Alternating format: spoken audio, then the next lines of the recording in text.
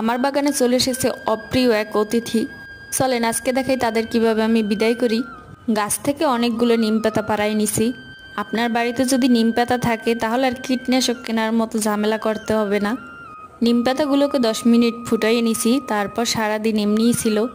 এখন স্প্রে বোতলের সম্পূর্ণ মিশ্রণটা আমি ভরে নেব।